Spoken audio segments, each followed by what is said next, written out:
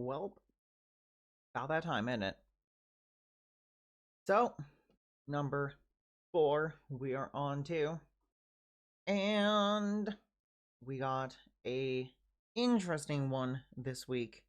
Interesting the fact that there's some funny stuff, some cool stuff, and some, well, some stuff. So, let's start off strong. Let's start off with the good stuff, the fun stuff, and perhaps to some people, the controversial stuff. I personally don't feel like this should be controversial, but apparently some people are very interested in the fact that some people play games naked. And something that I find most funny about this post is the fact that it is a conversation that apparently happened between Zentrea and Rosedoodle, who are both, you know, VTubers, you know, a virtual model on your screen. Why I find this so interesting is, well, quite simply the fact that we don't have any obligation to be dressed up to the nines. We don't have any obligation to be dressed as well. We have a phone that tracks our face, and then we're all good. I'm being entirely honest. I'm not wearing a shirt right now. There's no point to. And it just reminds people who are like, how can you just walk around your house naked? Because it's my home, dude. It's my home, buddy. My home, pal. I'll do what I want.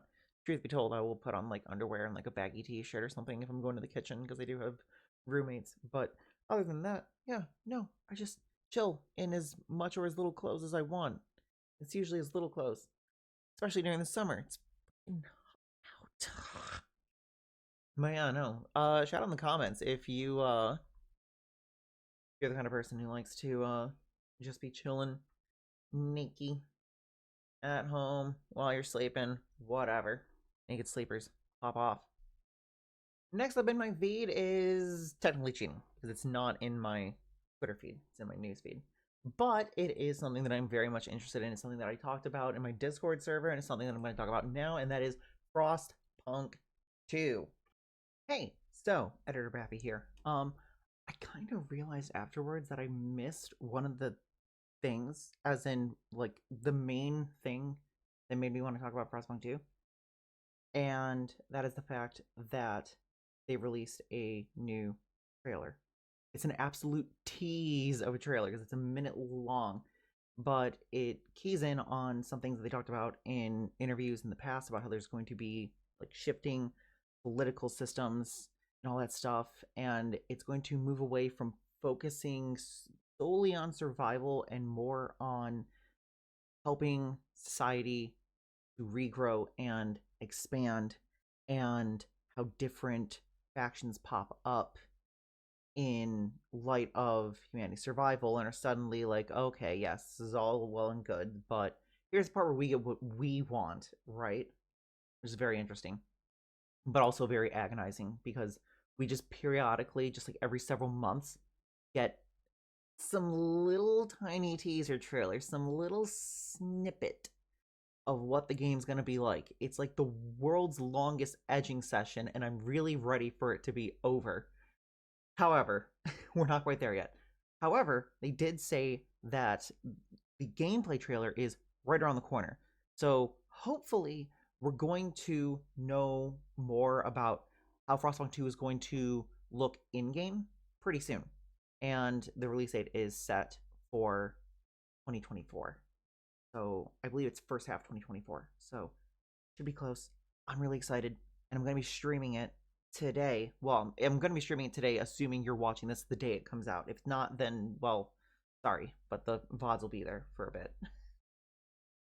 But yeah, no, the whole idea of a people in crisis coming together, surviving, getting through the turmoil, and managing to create some sort of sense of normalcy for themselves, and then having the whole like post-revolutionary kind of stuff crop up is really, really fun and interesting to me.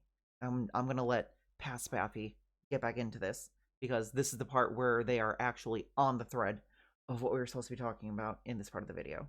Love ya. And this is very interesting to me because it's something that you see when you're talking about like revolutions and stuff like that. When an entire like country is like in turmoil, and a bunch of groups come together to keep everything together and to pull society back together and allow things to get back to some sense of normality, is once you no longer have something like a revolution or just basic survival to unite people. Suddenly everybody has these things that they want out of the situation, and they're willing to push other people aside in order to get it. And from what I understand, this is basically going to be the kind of thing that Frostpunk 2 is focusing on, is sort of balancing the different wants and desires in motives and agendas of different factions in that, because it's not just about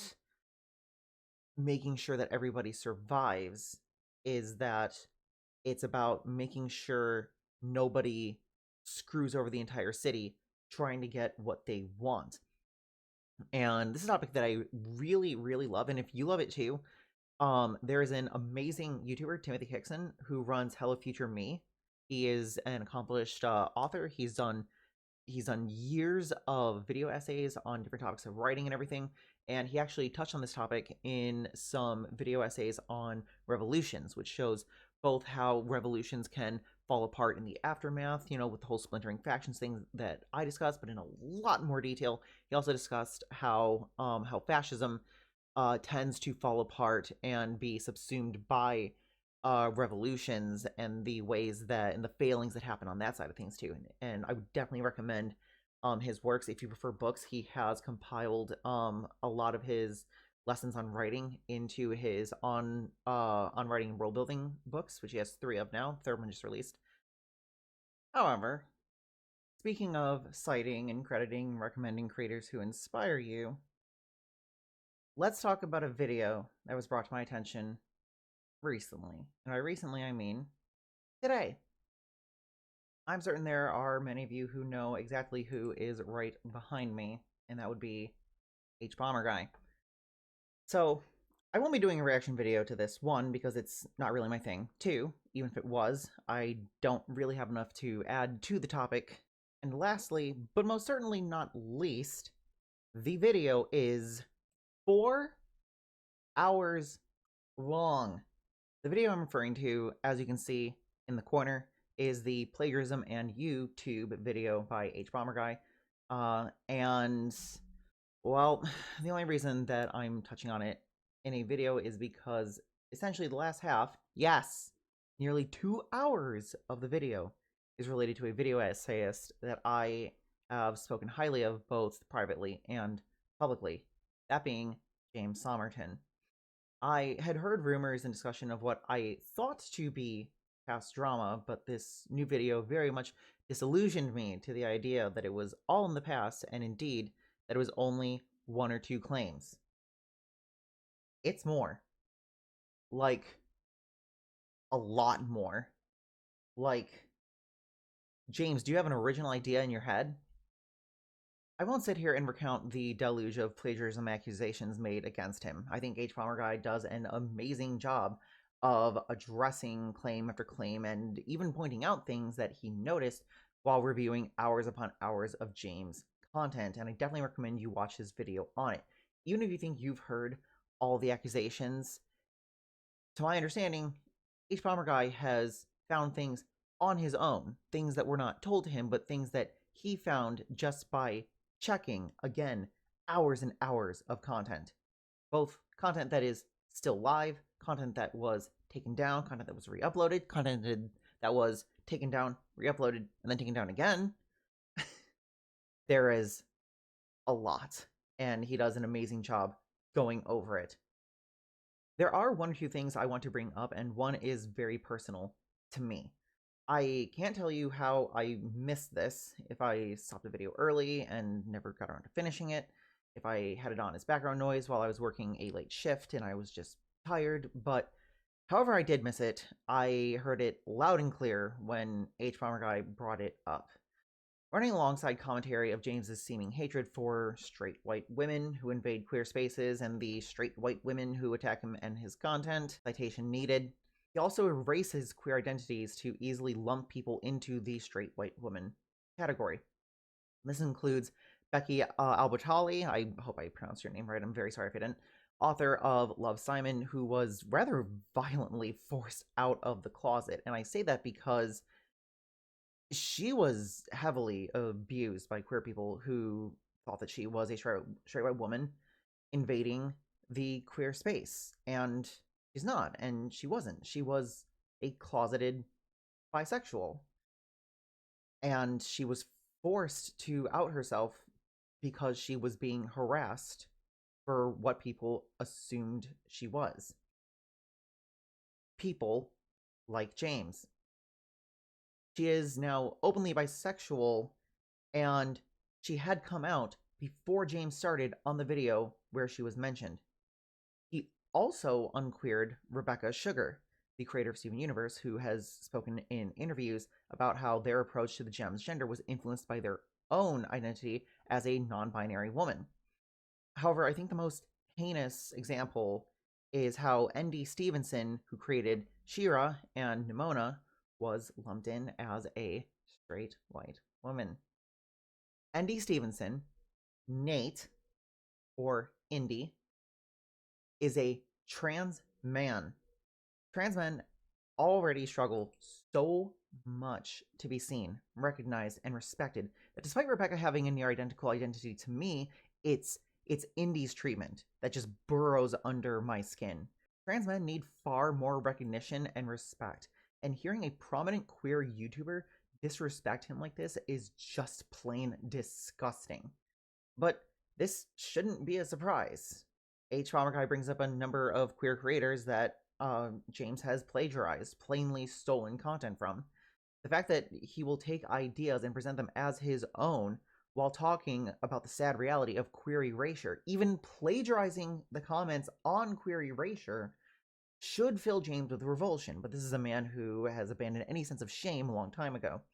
He even talks about the countless gay men who were destroyed in the AIDS epidemic while stealing the words of gay men who died from AIDS complications.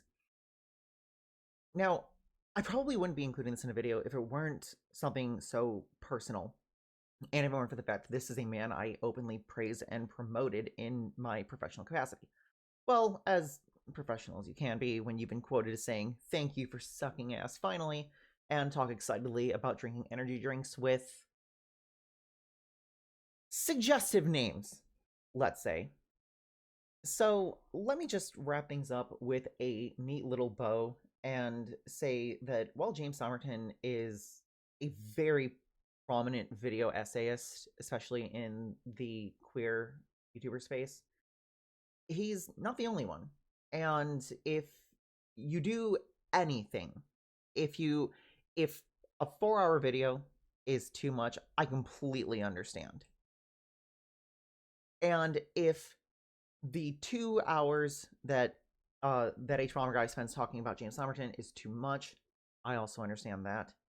But if nothing else, check out the end of the video, because he does talk about a number of queer video essayists who do their own writing, who do their own work, who don't plagiarize left, right, and center, who don't steal from other queer creators, who don't steal at all. People who are accomplished writers and people who just put a lot of integrity into their work. And if nothing else, something to motivate you to just put his video on in the background is the fact that he has promised that he will be splitting up the revenue from this video and giving it out to the countless creators that James has plagiarized from. So if nothing else, put it up in the background. Maybe you'll hear something interesting. Maybe you'll hear something that impacts you. But one way or another, you're going to be giving money to creators that have been mistreated and abused by someone bigger than them. And that's something noble. So, thank you for being here. Hopefully, next week there will be a little more of a little more fun stuff to talk about. Not so much of this kind of stuff. But love each other, love yourselves, and yeah, thanks for being here.